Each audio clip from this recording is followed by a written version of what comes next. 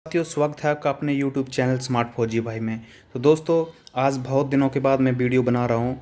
Video बनाने का सिर्फ एक ही मकसद है कि join all medical fit candidates. इसके लिए हमने आवाज़ उठाई थी और तब तक आवाज़ उठाते रहेंगे जब तक हमको हमारा हक नहीं मिल जाएगा। तो दोस्तों, आप सभी के लिए आज बहुत ही अच्छी खबर लेकर आया हूँ मैं। और ख़बर वो ये है कि जो सेकंड लिस्ट है दोस्तों, वो 110% जो है वो आपकी सेकंड लिस्ट आएगी।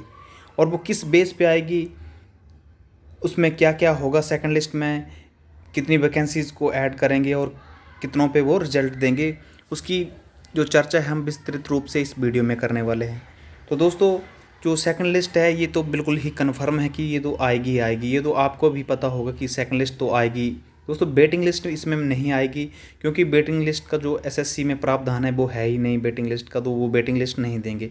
सेकंड लिस्ट इस बात पर आएगी क्योंकि आप देखिए कि आपके जो कुछ एक कैंडिडेट्स जिनको विद हेल्ड में रखा गया, 250-300 कैंडिडेट जितने भी थे वो, प्लस कोर्ट केस वाले जो हैं वो, और तीसरे नंबर पर आपका आता है कि जिन कैंडिडेट ने जो भी कोर्ट केसेस किया है, प्लस आपकी जिन स्टेट्स में वैकेंसीज खाली रह गई हैं, स्पेशली जो आपके नक्सल स्टेट्स हैं वहाँ पर SC ST की जो वैकेंसीज खाली हैं उन पे जो टोटल मिला के जो वैकेंसीज़ हैं आपकी, अभी भी जो अनफिल्ड वैकेंसीज़ हैं वो हैं आपकी 5,000 के समथिंग। तो उस पे जो डेफिनेटली ये जो आपका सेकंड लिस्ट है वो सरकार को देनी पड़ेगी। जो MHA है उनको 110% जो है वो सेकंड लिस्ट जो है वो आपको जारी करनी पड़ेगी। तो जो एक्स सर्विस मैन की बात करें हम इसमें, तो एक्स सर्विस मैन का तो हमें कोर्ट से भी ये रिप्लाई आ चुका है दोस्तों कि जो एक्स सर्विस मैन की जो सीट थी वो फिल कर दी गई है। एक्स सर्विस मैन की जो सीट थी वो फिल कर दी गई है। फिल कैसे की गई है, क्योंकि जो 10% कोटा था, जैसे 170 वैकेंसीज हैं किसी कास्ट की, सपोज दैट जो 170 का जो 10% है वो उसी में इंक्लूड था दोस्तों। तो हमारी जो मतलब 17 वैकेंसी जो थी वो एक्स सर्विस मैन की थी उसमें, और उसे मिलाकर टोटल 170 तब जाकर हुई थी वो, जो एक्स सर्विस मैन के मिलाने के बाद वो उसी में फिल्ड कर दी गई। उनका कहना ये है, जब हमने RTI लगाई, CRPF को भी लगाई, SSC को भी लगाई, लेकिन उनका यही एक रिप्लाई आया कि जो एक्स सर्विस मैन की वैकेंसी थी वो इसी में इंक्लूड थी और इसी में फिल हो गई है। वो हमें कैंडिडेट्स नहीं मिले हैं तो हमें इसी में फिल कर दी गई। अब बात दूसरी ये आती है दोस्तों कि जो लगभग 5,000 के समथिंग जो हमारी वैकेंसीज है वो अनफिल्ड क्यों रखी गई। तो उसमें उन्होंने ये रिप्लाई किया हुआ है RTI में। बहुत सारी RTI आपने देख ली होंगी यूट्यूब के माध्यम से, हमने भी आपको दिखाई थी अपने यूट्यूब चैनल पर। तो उन्होंने उसमें ये जवाब दिया है कि जो 5,000 वैकेंसी जो उसमें कुछ एक परसेंटेज जो होती है वो कोर्ट रखता है। वो कोर्ट इसलिए रखता है क्योंकि कैंडिडेट्स जो होते हैं वो कई कैंडिडेट्स कोर्ट केसेस करते हैं, उसके लिए रखनी पड़ती है कुछ परसेंटेज। लेकिन हालांकि इन्होंने कहीं इसमें शो नहीं कर रखा, लेकिन इनका अपना होता है ये रूल की कुछ एक वैकेंसी जो वो कोर्ट केसेस के लिए रखनी पड़ती है। तो जो विद हेल्ड वाले 250 कैंडिडेट, उनमें भी अब जिनके फिंगर प्रिंट मिसमैच थे, थंब इम्प्रेशन मिसमैच थे, उनको दोबारा से बुलाएंगे और उनका दोबारा से रीवेरिफिकेशन होगा और उस पर वो दोबारा से मेरिट जारी करेंगे। तो जो खाली वैकेंसीज बची हैं उसमें क्या होता है, जैसे SC की वैकेंसीज अनफिल्ड हुई है नक्सल एरिया में, तो उसमें MHA का एक रूल है कि जो SC की जो खाली वैकेंसीज रह जाएंगी उनको जनरल कास्ट को दे दिया जाएगा। अगर जनरल कास्ट में कैंडिडेट्स अवेलेबल हैं तो उसी स्टेट के जनरल कास्ट को दे दिया जाएगा। वो भी MHA का अप्रूवल होगा तभी वो दे सकते हैं उसमें। और जो आपका फुल और जो 5,000 वैकेंसीज हैं जो बची हुई हैं उनको मर्ज करके जो है सेकंड वेटिंग लिस्ट जो है आपकी डाल दी जाएगी। और रही बात, अब 5,000 प्लस भी हो सकता है दोस्तों। वो किस बेस पे हो सकता है वो अब MHA पे डिसाइड करता है। कि अभी पहले आपने कुछ दिन पहले आपने देखा था कि कोर्ट का एक ऑर्डर आया था कोर्ट का कि जो भी वैकेंसीज निकलती हैं, जैसे 2018 की वैकेंसीज निकली, तो उसमें जब फाइनल स्टेज में जाती है भर्ती, जब कैंडिडेट्स ज्वाइनिंग कर लेते हैं, अगर जो कैंडिडेट उसमें ज्वाइन नहीं करते, जो वैकेंसी जैसे 5,000 वैकेंसी निकली थी उसमें से 4,500 फिल हो जाती है और 500 कैंडिडेट्स जो हैं वो ज्वाइन नहीं करते फाइनल। तो 500 वैकेंसीज को अगर उसमें पीछे कैंडिडेट बच रहे हैं, अगर मेडिकल फिट हैं, तो वो उन्हीं का हक बनता है जो ऑलरेडी मेडिकल फिट हैं कैंडिडेट्स, उनको दे दी जाए। ये कोर्ट ने कहा भी था। अब SSC क्या करती है इसमें ये हमें पता नहीं।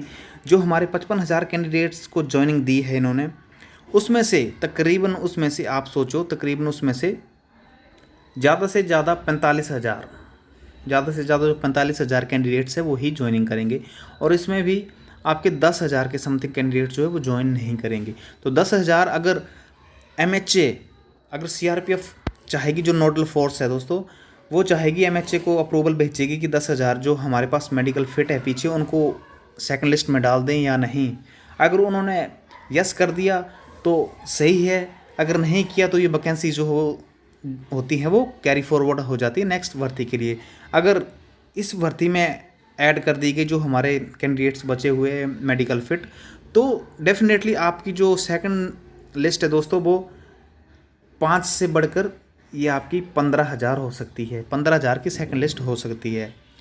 ये एक अनुमानित तौर पर है दोस्तों, क्योंकि अगर ऐसा हुआ तो जैसा कि आप सभी जानते हैं इस वैकेंसीज जो है वो, ये भर्ती जो है वो काफ़ी तरह से घिर चुकी है और प्रोटेस्ट भी हो रहे हैं दिल्ली में।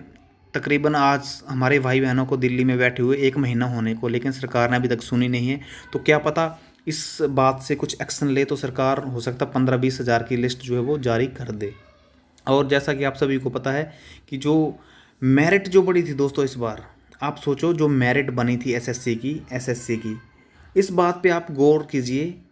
जब इन्होंने एडिशनल कैंडिडेट्स बुलाए थे दोस्तों, एडिशनल कैंडिडेट बुलाए थे, 19,000 का आंकड़ा था ये आपका, 19,000 कैंडिडेट्स को बुलाने के लिए इन्होंने जो कट ऑफ डिक्रीज़ की थी ज़्यादा से ज़्यादा 1.5, किसी स्टेट में 1.5 नहीं तो 0.12, 0.13 इस तरह से डिक्रीज़ की थी, पॉइंट में डिक्रीज़ की थी, तब 19,000 कैंडिडेट्स जो है वो इनके सेलेक्ट हो गए थे। आप सोचो कितना बड़ा स्कैम हुआ SSC में, 19,000 कैंडिडेट्स तब इनके सेलेक्ट हो गए थे। और जब 55,000 कैंडिडेट सेलेक्ट करने के लिए इनको 1 लाख में से 55,000 कैंडिडेट सेलेक्ट करने के लिए 1 लाख से, ठीक है, 1 लाख से 55,000 कैंडिडेट्स को जो है वो सिलेक्ट करने के लिए इनकी मेरिट लिस्ट कितनी बढ़ जाती है, 7 से 10 मार्क्स। सोचो दोस्तों 7 से 10 मार्क्स, तो ये आप कभी सोच सकते हो ऐसा हो सकता है, पॉसिबल है या नहीं? आप सोचो इस बात को। बहुत बड़ा स्कैम हुआ, 3 साल तो कैंडिडेट्स वैसे ही बोल जाते दोस्तों। इस पे मैं तो कहता हूँ कि ये CBI जांच होनी चाहिए इस भर्ती की। जो कोर्ट केस कर रहे थे इसका तो सीधे सीधे एक ये केस भी ये लगा देना चाहिए था इस पर कि इस भर्ती की जांच हो, हमें सभी कैंडिडेट्स के मार्क्स जो है शो होने चाहिए, जो रिजल्ट आया है उसमें, तब जाके इनकी धांधली जो वो पकड़ी जाती दोस्तों। इन्होंने बहुत हर जगह, दिल्ली पुलिस में देखो SSC ने अभी धांधली की थी, आप सभी को पता है। ये डिपार्टमेंट ही नहीं दोस्तों, ये बहुत ही ज़्यादा मतलब ख़राब एक स्कैमबाजी का वो हो चुका है, घोटालेबाजी का डिपार्टमेंट बन चुका है दोस्तों। आप सोचो यार 19,000 कैंडिडेट्स लेने के लिए पॉइंट में डिक्रीज़ कर रहे हैं, और 55,000 कैंडिडेट्स लेने के लिए ये 7 से 8 मार्क्स जो है आपके वो बढ़ा दे रहे हैं। तो ये कहाँ का न्याय है दोस्तों? ऐसा नहीं होता है कभी भी, क्योंकि इन्होंने जो कुछ कम मार्क्स वाले थे वो ले देकर जो है वो सेटिंग हुई है इसमें।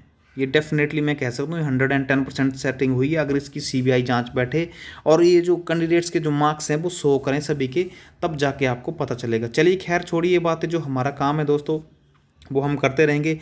और कल की बात करते हैं हम। कल जो है 11 मार्च को संसद घेराव है दोस्तों। SSC GD के हर एक कैंडिडेट पहुँचने चाहिए कल दिल्ली संसद भवन का घेराव करें, ताकि जो हमारी मांग है वो सरकार तक पहुंचे, क्योंकि सरकार तो कुछ सुन नहीं रही है दोस्तों।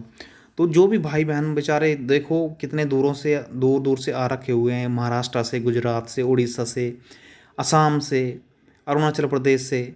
तो दोस्तों जो भी नज़दीक के हैं, दिल्ली NCR के जो हैं यार, आप तो पहुँचो, हज़ारों की संख्या में आप तो पहुँचो। राजस्थान के आ जाएँ मेरे भाई बहन, फिर हरियाणा के आ जाएँ, मध्य प्रदेश के, UP के, जो नज़दीक के स्टेट हैं दोस्तों, आप सभी आओ, तभी हक की लड़ाई हमारी जो कल ही कुछ बात बन सकती है।